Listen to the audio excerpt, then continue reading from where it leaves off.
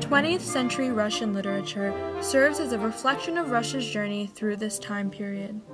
In one century alone, Russia endured the Russian-Japanese War, 3 revolutions, World War I, a war with Finland, World War II, the Cold War, and the collapse of the USSR. Heavily influenced by the writers of the 19th century's Golden Age, Silver Age writers brought dynamic Russia into literature. The country was either fighting or revolting, starving or collapsing, and this new complicated life gave way to a complicated literature that worked to sustain art, expression, freedom, morals, beliefs, and traditions. An understanding of 20th century works would not be complete without a preliminary background of that which came before it. The latter part of the 19th century is generally referred to as the golden era of Russian literature. The Romantic movement of this time, as a reaction of the scientific rationalization of nature, especially allowed poetry to flourish. The principal exponent of Romanticism in Russia was Alexander Pushkin, who today is considered the greatest Russian poet and the founder of modern Russian literature. Leo Tolstoy and Fyodor Dostoevsky proved groundbreaking novelists that continue to be internationally acclaimed. The leading dramatist of the Golden Age was Anton Chekhov, who especially excelled in short stories. Patriotism, nationalism, revolution, and armed struggle for independence were also popular themes in the literature of this movement. The Silver Age of Russian literature is roughly marked by the beginning of the 20th century and Alexander Blok's Verses to the Beautiful Lady. During this era, the mixture of ideologies and movements such as Marxism, mysticism, aestheticism, Nietzscheanism, and eroticism brought about improbable results, especially in the literary realm. Poetry in particular underwent revolutionary change as a new generation of poets found inspiration in Western European literary movements and made them their own. Symbolism, as a direct reaction against the realism of the previous age, dominated Russian literature in the first 2 decades of the 20th century. Symbolists argued that art did not mimic reality, but was purely symbolic of it. Andrei Bely is noted for his poetry and novels that exemplify his bold experiments with rhythm and sound. His novel Petersburg is the most fully realized symbolist work due to its role as a political thriller, meditation on the fate of Russia, and a philosophy of history.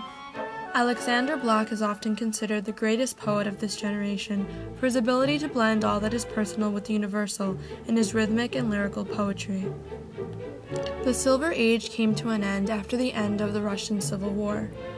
It was not until the 1930s that the Soviet government began requiring that all artists promote the communist way of life through their work. Therefore, in post-Stalin Russia, socialist realism became the only legally permitted style.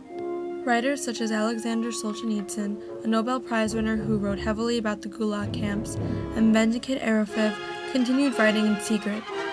Meanwhile, writers in exile such as Ivan Alexeyevich Bunin, Alexander Kuprin, Andrei Bely, Mariana Tsvetaeva, and Vladimir Nabokov reached great success.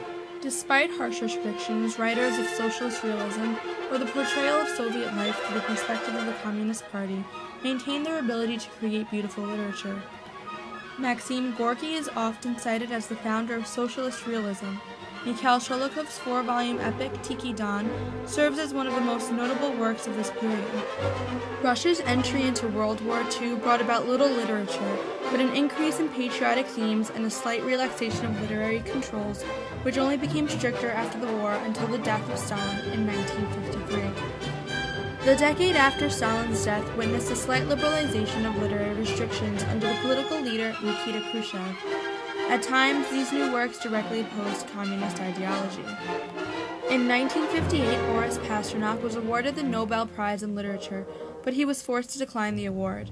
The era's relative creative freedom gave way to Alexander Solzhenitsyn's novel, A Day in the Life of Ivan Denisovich, which gained a great deal of attention due to its depictions of the realities of prison camp life. He too was awarded the Nobel Prize in 1970. The 1980s and President Mikhail Gorbachev's policy of glasnost, or openness, brought an end to the state's control over literature and the arts in Russia. However, it was not until 1990 when censorship officially ended and the government declared freedom of the press. This freedom brought about profound effects on Russian literature as well as on Russian writers. With the newfound creative freedom, many new writers appeared who dealt with many controversial issues. Despite state control and censorship, Russian literature of the 20th century managed not only to survive, but also to produce masterpieces of prose, poetry, and drama.